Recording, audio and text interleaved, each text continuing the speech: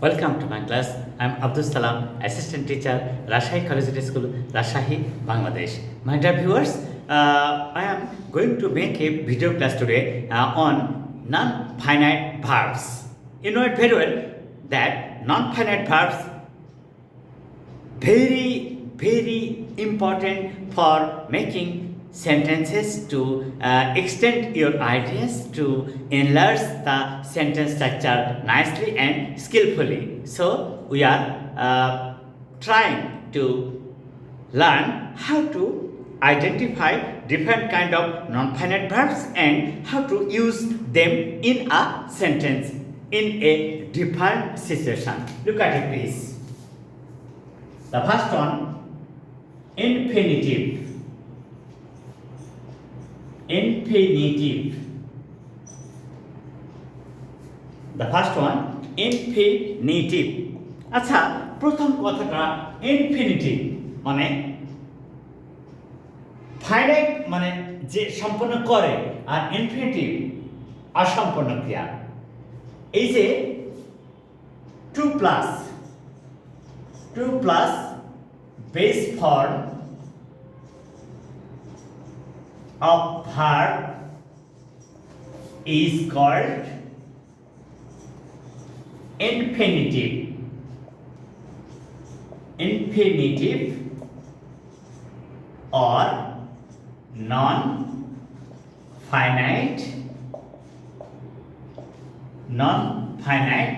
verb. আচ্ছা, infinitive কি? এই যে বলেছে 2 প্লাস ভার্বের বেস ফর্ম কে ইনফিনিটিভ বলে। ইনফিনিটিভ সেন্টেন্সে নাউনের মতো কাজ করে, সে কিন্তু ভার্ব নয়। যেমন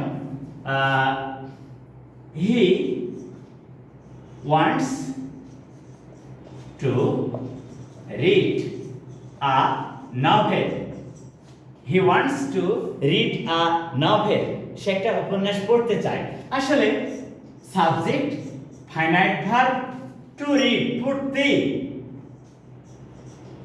পড়তে, এই যে তে, এটা হচ্ছে নন ফাইনাইট ভার্ব অর্থাৎ infinitive.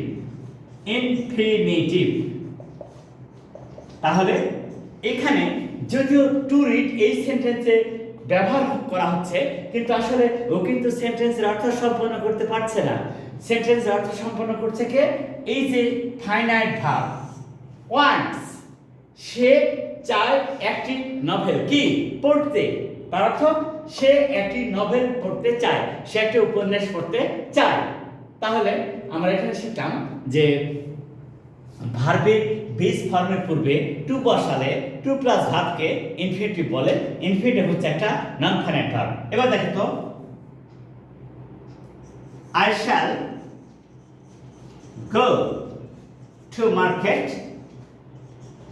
I shall go to market to buy a novel. To buy কিনতে,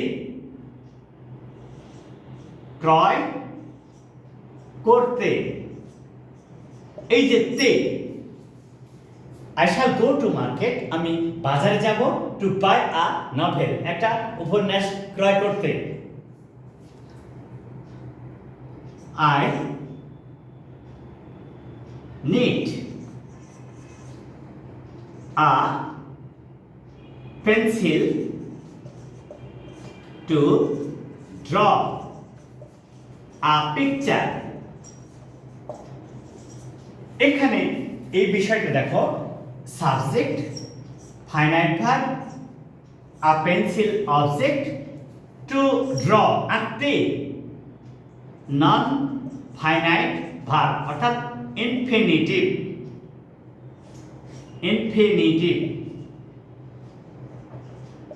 তাহলে এই যে আমরা এইটা ব্যবহার করলাম কার জন্য? এইটার জন্য। এইটা টু ড্র আঁকতে, টু ড্র আঁকতে। আর এখানে আই নিড আমার প্রয়োজন, আমার একটি পেন্সিল প্রয়োজন একটি ছবি আঁকার জন্য। আমার একটি পেন্সিল প্রয়োজন একটি ছবি আঁকার জন্য। এই উদ্দেশ্য বাংলাতে যখনই আমরা দেখব যে কোনো কাজের উদ্দেশ্য প্রকাশ পাবে তখন ইংরেজিতে টু প্লাস ভার্ব হয়। এই টু প্লাস ভার্বকে বলা হয় ইনফিনিটিভ বা নন ফাইনাইট ভার্ব। আশা করি তোমাদের এই সেন্টেন্সে নন ফাইনাইট ভার্ব নিয়ে আর কোনো সমস্যা থাকবে না। এই উদাহরণগুলো তোমাদেরকে হেল্প করবে যে কিভাবে এই নন ফাইনাইট ভার্ব অর্থাৎ ইনফিনিটিভটাকে বিভিন্ন ক্ষেত্রে ব্যবহার করা যায়। এবারে আমরা অন্য একটা ক্ষেত্র আছে যে এই নন ফাইনাইট ভার্বসের আবার আরেকটা ক্ষেত্র, সেটা হচ্ছে পার্টিসিপলস। এই পার্টিসিপলস আবার তিন প্রকার। পার্টিসিপলস তিন প্রকার, সে কোনটা কখন কিভাবে বসে সেটা নিয়ে আমরা এখন কাজ করব। দেখা যাক কিভাবে সেটা করা যায়। এই পার্টিসিপলস তিন প্রকার, সেটা কি?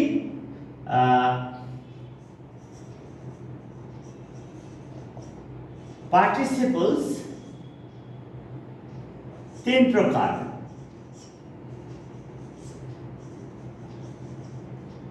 এই তার এক নাম্বার হচ্ছে প্রেজেন্ট পার্টিসিপল। প্রেজেন্ট পার্টিসিপল, এটা এক নাম্বার। প্রেজেন্ট পার্টিসিপল, এটা হচ্ছে এক নাম্বার। আচ্ছা, ভার্বের বেস ফর্মের সাথে আইএনজি যুক্ত করে প্রেজেন্ট পার্টিসিপল গঠন করা হয়। প্রেজেন্ট পার্টিসিপল কিন্তু একটা নন ফাইনাইট ভার্ব এবং সেটা অ্যাডজেক্টিভের গুণাবলী বিশিষ্ট হয়। যেমন দেখো তো, I saw her swimming. I saw her swimming. আমি তাকে সাঁতরাতে দেখেছিলাম। সাবজেক্ট, ফাইনাইট ভার্ব, অবজেক্ট, নন ফাইনাইট ভার্ব। অর্থাৎ এটা হচ্ছে প্রেজেন্ট পার্টিসিপল। Present participle. এবারে এই বিষয়টা আমরা ফলো করি তো কেমন করে চমৎকারভাবে এটা বিশ্লেষণ করা যায়। এটা ফাইনাইট ভার্ব এর জন্য যে এই কাজ সম্পন্ন করছে, এ কিন্তু কাজ সম্পন্ন করতে পারছে না। বলছে আই স হার সুইমিং, আমি তাকে সাঁতার কাটতে দেখেছিলাম। আমি তাকে সাঁতরাতে দেখেছিলাম। সাঁতরাতে বলল না যে সাঁতরা ছিল বা সাঁতরাচ্ছিলেন, সাঁতরাবে, তা কিন্তু কিছু বলা হয়নি। বলা হচ্ছে আমি তাকে সাঁতার কাটতে দেখেছিলাম। এই যে দেখেছিলাম, এটা হচ্ছে ফাইনাইট ভার্ব আর এটা নন ফাইনাইট ভার্ব, অসম্পূর্ণ ক্রিয়া। তাহলে আমরা কি শিখলাম? ভার্বের প্রেজেন্ট ফর্মের সাথে আইএনজি যুক্ত করে যদি তা ভার্ব এবং অ্যাডজেক্টিভের গুণাবলী বিশিষ্ট হয় তখন তাকে আমরা বলবো প্রেজেন্ট পার্টিসিপল। এবার দেখো তো, going to school,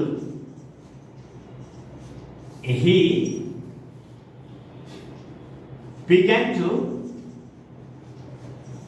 work with his classmates.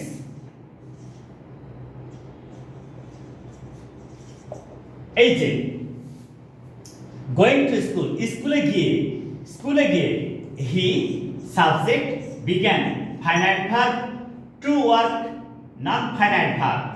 Non finite verb I যে গোয়িং, এইটা হচ্ছে প্রেজেন্ট পার্টিসিপল।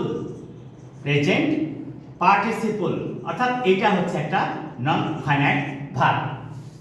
তাহলে আমরা সহজে শিখলাম যে ভার্বের প্রেজেন্ট ফর্মের সাথে আইএনজি যুক্ত করে সে যদি ভার্ব এবং অ্যাডজেক্টিভের গুণাবলী বিশিষ্ট হয় তখনই তাকে আমরা বলবো প্রেজেন্ট পার্টিসিপল। আশা করি তোমাদের আর এই প্রেজেন্ট পার্টিসিপল নিয়ে সমস্যা থাকবে না। এটা একদম সহজেই তোমরা শিখতে পারছো।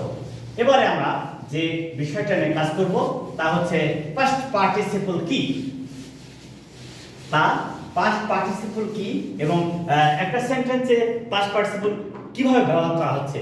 তাহলে দুই নাম্বারটা হচ্ছে পাস্ট পার্টিসিপল। পাস্ট পার্টিসিপল সেটা কি? Don't throw away, don't throw away the broken things.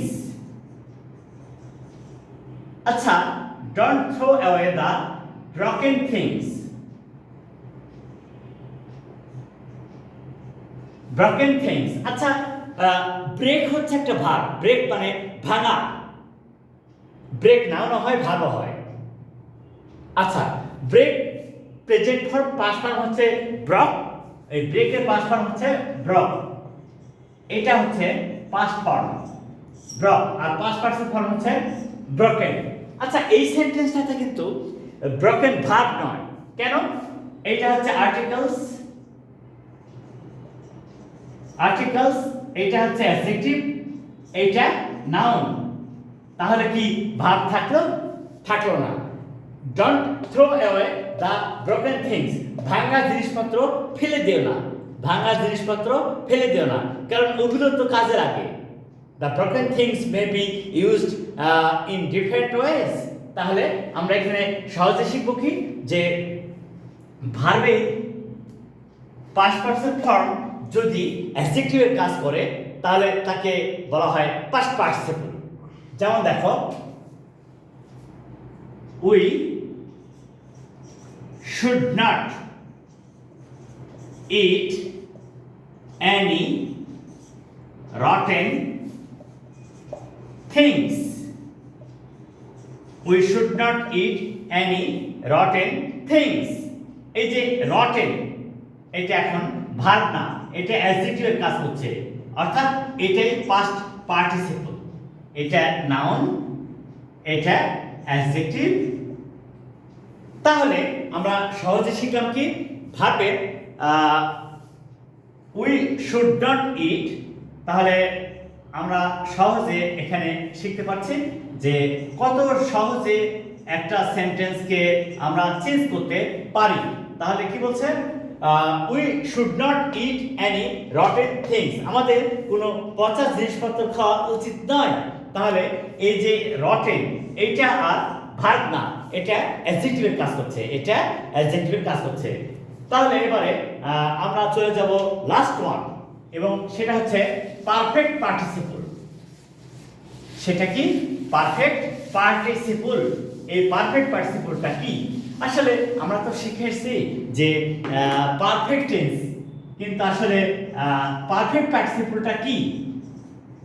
Perfect participle কি? আচ্ছা, এটা দেখো তো, হ্যাভিং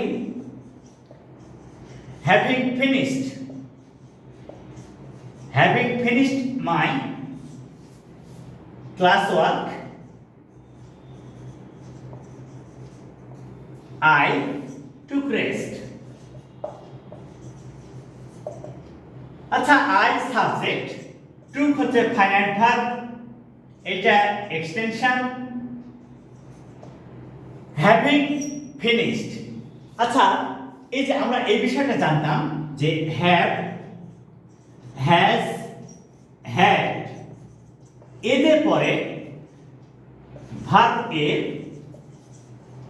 পাস্ট পার্টিসিপল ফর্ম বসে এবং পারফেক্ট টেন্স গঠন করে।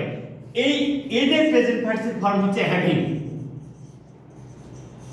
তাহলে এই যে have, has, had, having, have, has, had, এদের প্রেজেন্ট পার্টিসিপল ফর্ম হচ্ছে কি?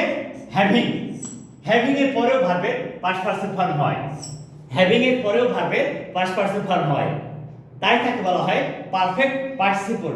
সাধারণত বাংলাতে যাইয়া, খাইয়া, করিয়া এরূপ অর্থ প্রকাশ করলে হ্যাভিং প্লাস ভার্বের পাস্ট পার্টিসিপল ফর্ম গঠন করে সেন্টেন্স তৈরি করতে হয়। যেমন, having finished the course of my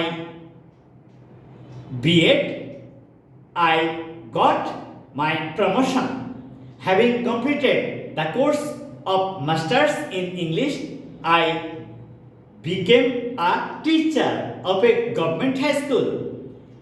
Having finished his homework, he went out. Having eaten the lunch, he took rest. এইভাবে হ্যাভিং প্লাস ভার্বের পাস্ট পার্টিসিপল ফর্মকে বলা হয় পারফেক্ট পার্টিসিপল। এবং খুবই মজার ব্যাপার যে এই পারফেক্ট পার্টিসিপল ইউজ করে অনেক সেন্টেন্স লেখা যায়।